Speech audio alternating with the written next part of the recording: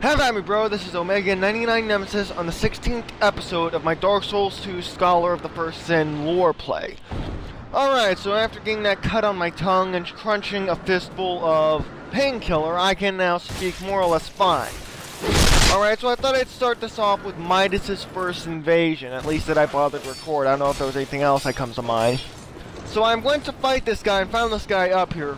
I actually snuck up and backstabbed him and tried to hit him with a lightning strike. Mitis uses faith-based abilities. Now, he also wields scimitars to fight enemies with, curved swords and katana, though I have to get the katana. When he's ready, though, I will give him bastard swords, as they are the same weight as the katanas I've envisioned him to have. Anyway, for the moment, this guy was pretty much a bit of a frustration. He was a pretty good fight, though. I worked up a sweat fighting this guy, because ultimately, I'm sorry, I am still recovering from that, so I will try to speak clearly. Anyways, this guy healed badly in this fight. Now, granted, I was the first to heal, that is true, but I never ran up a staircase to do it. I was clever about it, like, waiting till he was slowed down or something. He just does it and runs up this ledge to heal almost every time, which was very tiresome. Either way, he did try to get a jump attack with that Black Knight halberd, pretty sweet weapon, wish I had one. Now then. So anyways, he eventually will try to go make a run for the doorway as he decides he doesn't like how the fight is going and wants to gain distance. Even though, honestly, most of the fight he's got more health than me, but only because he's healing. Right there, that great shield attack was worthless. His Black Knight halberd would have hit me a lot harder. I'm also cramped when it comes to parrying with curved swords, so I couldn't even rely on my rapier because Lux has that. Anyways, but yeah, you can see me, I'm literally in arm's reach. This guy could have easily put me down, but because of his lackluster offensive, I don't know if he wasn't prepared or if he was just not in his A game, but either way, he should have actually beaten me. Regardless, I mean, I can't make out his gamer tag because I'm reviewing this from the editing board, so I can't get a full size of it. Either way, though.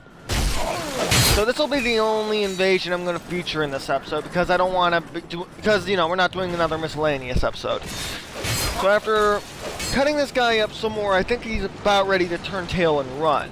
It's pretty sad when the guy with a coat and a single sword makes the guy in big armor, a shield, and a spear run.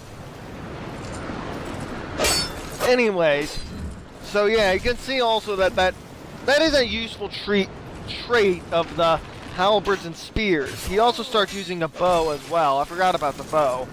That was the one I had to evade a lot, but, yeah, he starts turning tail and run. I'm not gonna lie, it was kind of a wuss thing to do, considering he was holding his ground. Yes, he might have lost, but he wouldn't be going to a lot of trouble to recover his souls. I mean, the Royal Swordsmen aren't that tough. But regardless, unfortunately, I don't even kill him. He kills himself because he makes the terrible choice of trying to run up the sword. I don't know what he was thinking. I mean, this ends the same in invasions in my experience. Whoever leads the other up that sword gets killed because they end up cornering themselves and falling to their death. I've never seen it work.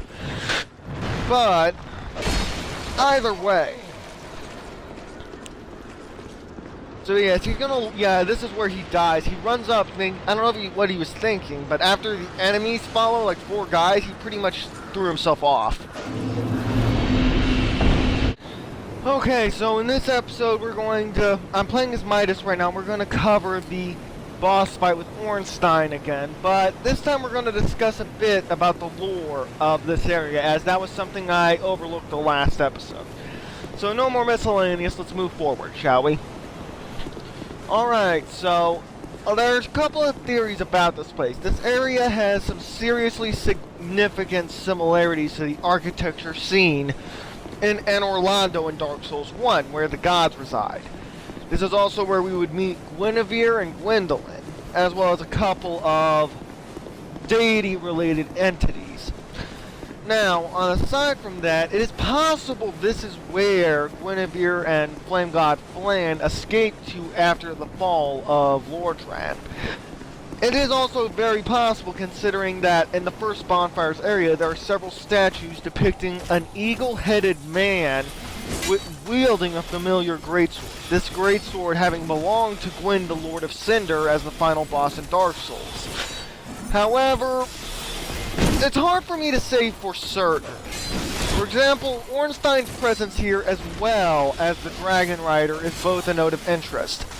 It is very possible that Hyde is a new Londo, basically, an actual new Anor Londo. However, I'm unsure, in all honesty. It is possible, considering that we meet a warrior who is identical to Ornstein, just instead of gold he wears silver armor and does dark instead of lightning. And there's a debate whether or not the Dragonslayer is Ornstein or just a reincarnation or what. I am inclined to believe the theory that in Dark Souls 1, the Ornstein you fight is a very powerful illusion. This is a theory I didn't give credence to at first for one reason. I had not seen an entity able to actually give someone else their actual soul. But in the third DLC with Alsana, she willingly bequeaths her full soul to our character. Spoilers, by the way, sorry about that. So my opinion is that Ornstein was truly loyal to what Gwyn was. He was loyal to Gwyn the strong, not Gwyn the weak. So when Guinevere departed because she couldn't bear to see the atrocities, he inevitably followed her, and then gave his soul to Gwendolyn to start from scratch as a pilgrim. After Guinevere and Flan settled down wherever, I'm thinking Ornstein either went on his own way after ensuring their survival or safety, although I doubt he actually left them.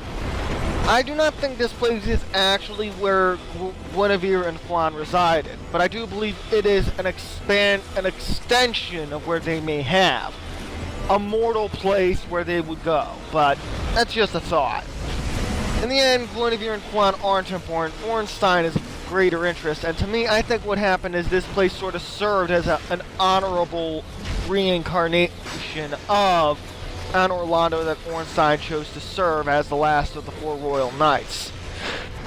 He gave his soul to Gwendolyn out of respect for his intentions, believing that although he disagreed, he respected his intentions.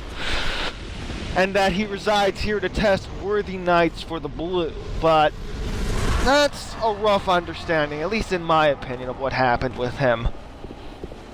Alright, now that Ornstein's dealt with, I'm going to show you something I didn't do as Lux, or probably any of my other characters. As Mitis, I'm going to kill Blue Sentinel Targray.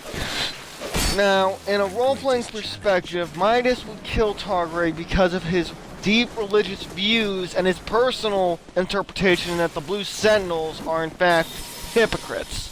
He believes that they are corrupted from within and has no respect for their authority, and likewise kills Targray because he believes he's a part of that corrupted system and wants him dead. Also, I kind of find it fitting that Mitis would use a spell he personally bought off of Targray to kill him. Alright, so I said that I wouldn't be doing any more invasions, but this one was actually a brief one like the last video, so consider this a half invasion. So after going into Sighco, I found him at his bonfire, standing unattended at a ledge, so I decided to just... This is a rare opportunity, so I just wanted to show this just once. After sort of knocking him back, I struck him and kicked him off the edge, basically. Alright, so I'm going to retcon something from the Force of Fallen Giants I had yet to cover, and with Lux I inadvertently dealt with without recording any footage. So what I'm doing here is, as Mitis, I'm going to go get the stone ring, which you get off the ogre, the first ogre of things betwixt. Now, I was able to kill it as Lux just to appear, but Mitis isn't a fighter like Lux, so Mitis I waited until I got the lightning spear miracle as well as the thunder and emit force ones, because I wanted them on hand for this. So what you need to do is basically kill this thing and then the other two, and this the handmaiden, I forget her name, will give you her ladle as a axe. It's a weird weapon. The stone ring is what I want. What the stone ring does is that it wounds, it does additional damage to the enemy's poise, which is very useful, especially in PvP as Lux and Mitis. Now, before we go into Huntsman's Copse, we're going to do a bit of lore with the Hide Knight Great Helm, which is the only piece of armor I was able to farm out of the Hide Knights. Great Helm worn by Hide Knights. Whether Hide refers to a kingdom or was just a name for the land is not clear, for no records date back far enough to tell. All that is known is that the Way of Blue has its origins in Hide, and that Hide was later subsumed by the sea. As I've stated, I believe that Hide, at least the area we're at, was an extension of Guinevere's settlement. My argument is that Guinevere left Anne Orlando and made her own little settlement, and this effectively, Hide is, if not a part of it, a vestige of it, as we see statues that clearly depict Gwyn, because the statues have his sword. The only distinction that's different is that they have the heads of eagles. This leads me to believe that instead of being fully a part of Guinevere's groups, instead, this was a cult that followed Guinevere's passing for whether she moved on or whether she died, as we know that is possible. And that this cultist ultimately perverted the image of Gwyn to suit a more impressive image as well. Just a big dude doesn't mean much to some people. That might even be why there's a guardian dragon before Ornstein's church and a dragon rider at the Tower of Flame to oversee it. Mayhaps Ornstein was opposed to this and defended the Blue Sentinels, or whatever they're called. Blue Sentinels were with him, and they were cornered in the church. The dragon was slain, and Ornstein perceives the slayer of the dragon as another intruder, as he doesn't know the dragon's dead. As an idea, maybe. As likely Vendrick has no respect for magic or religion unless it's backed up with actual strength. Ornstein maybe, Guinevere probably not. So most likely, Vendrick, my opinion, that's just some ideas.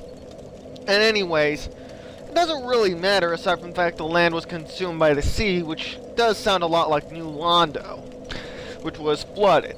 Either way, there's not much else to say. I didn't bother looking up the specs of this equipment, though if I had to guess, it has decent lightning defense if I had to suspect anything, considering the weapons of the Hide Knights all do lightning. Alright then, we're gonna move on, shall we? Alright, so now we move forward up this path past the dead tree, and we're gonna come across a bunch of these full hollows, basically. These are hollows who pretty much, you know how I said that the hollows and things betwixt would have had a fading soul? Now these guys would. They're basically so far gone that they're just a bunch of shambling corpses. Like, think Resident Evil style. They're definitely not there anymore. Like, you know, the idea being this is the final state. So, you know.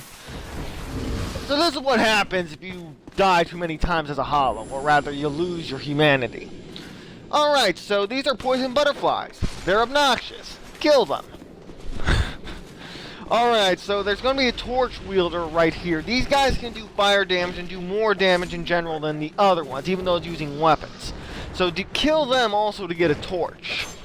Now you're going to see, yeah, like you notice when these are on the ground, you have to kind of go out of your way to kill them if you're using a rapier like I am. Anyways, so we're going to go up here, and one of these guys are going to catch me off guard. I didn't even know you was up here, but like you see me turn around looking around. Where'd you come from? Ah! Okay, so once I get him, good thing my rapier is high damage to these guys. We're going to go into this building where there's going to be a couple ambushes. In fact, more than I was counting on. But for the moment, I noticed that one guy hanging off a ledge. He's going to get me. No point in lying.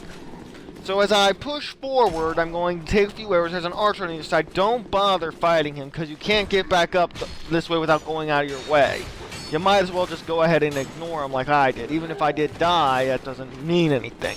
The archer doesn't do that much damage if you don't let him. But after recovering and dealing with this guy, Yeah, I get a bit of a problem with the lock-on. This happens in certain areas from time to time. I'll try to hit someone, and for some reason my weapon will magically go the other direction. Like, it'll go to his left like he's moving left, but really it just goes off target. It's very frustrating, especially when these guys do good damage and you can quickly kill them with ease if you could hit them. But yeah, I like, this guy gets me good right here. Oh, wow. I live! Okay, so I've been reviewing the audio, and after groaning at my slurred voice, I apologize in advance. God, well, okay, you're going to be halfway through the video, so I'm doing it right now, too, so stupid me, but either way. Kick down this tree to make a shortcut to the first part and this part, and activate the second bonfire of the Huntsman's Copse. I'm trying my best not to slur. I know it's a problem, and I apologize.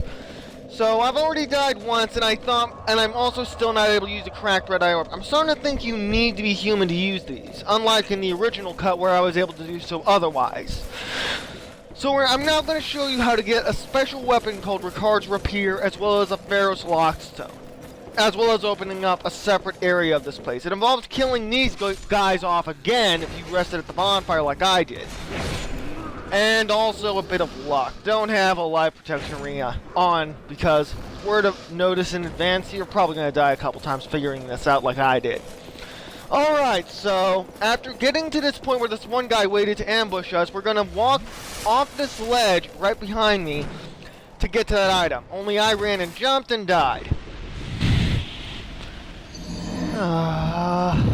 Round 2. Leap. Alright, so that didn't go well the first time, but this time I get it right. So yes, Pharaoh's Lockstone and a token of fidelity if you haven't used the White Sign Soapstone to get one. So leap down here to get a special little piece of equipment called Ricard's Rapier. A pretty powerful dex weapon. It's a rapier that, well, it's hard for me to describe with how I'm talking right now, but it allows you to jab enemies a bunch of times with this crazy heavy two-hand attack, I think. So I think I just picked up a Monastery Charm and a Soul of a Proud Knight from here, and after getting poisoned, I use life gems to offset the effect. I then work at getting rid of the butterflies. These things are so annoying. Alright. Aiming at this thing doesn't work. You have to drop to a mushroom. I think that's what they are. Not sure what they are, actually.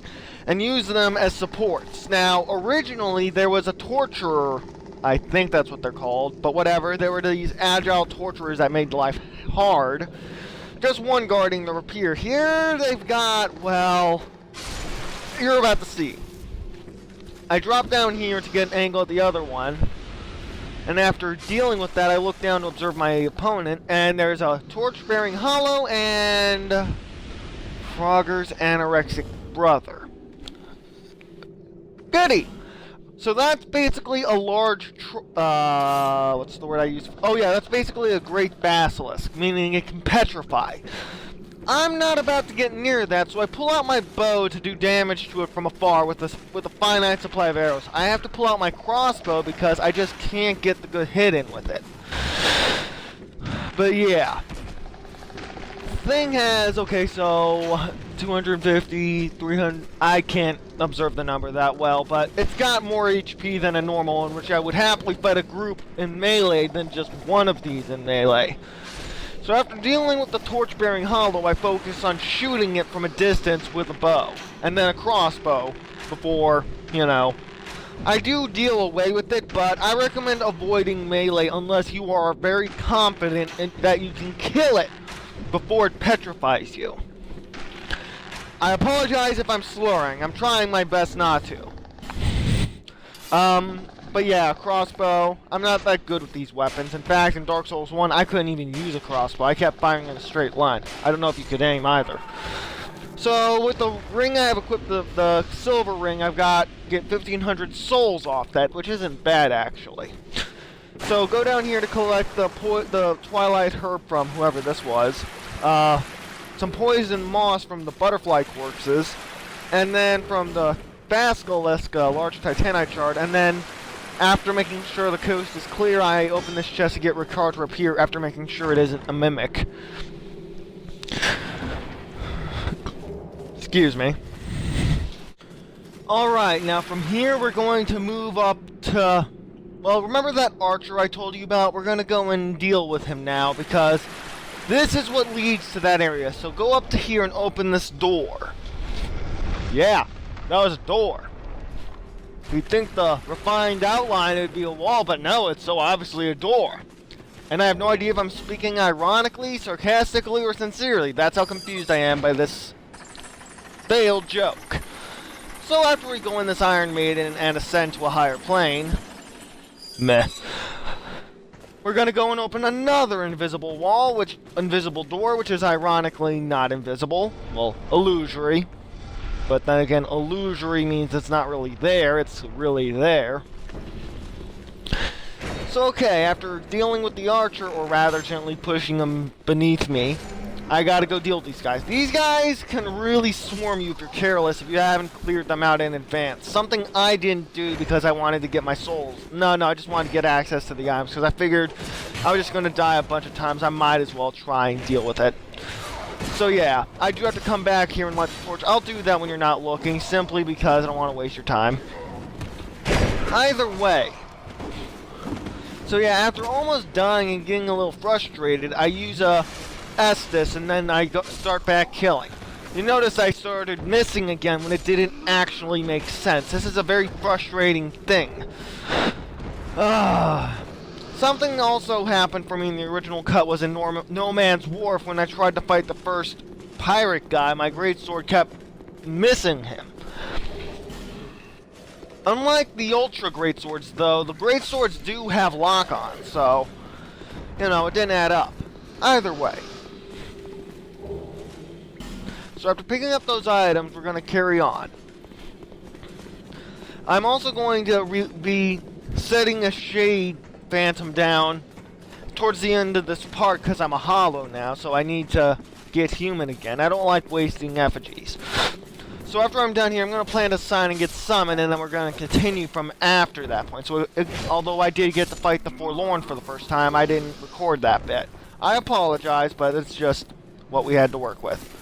So after surprising the ambusher, that was kind of nice actually, getting a couple items from here, we descend back down and hopefully don't die. We didn't die.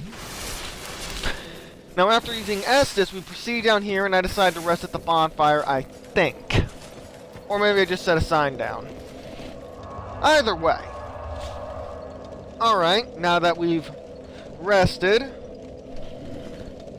we're gonna go ahead and set my small white soapstone down. With this, I'll be able to regain my humanity, as I don't have to spend a lot of time helping someone to get my reward. Alright, now I'm going to cautiously explore. Primarily so that I can get some souls in advance, but also recover what was, lost. This guy is more or less the same. These two guys are killed easily. But after this, I'm going to go to Majula and upgrade my rapier again to a +5, I think. Now this guy here was actually, I didn't see him at first. I had to pay attention. Normally he was behind that other tree.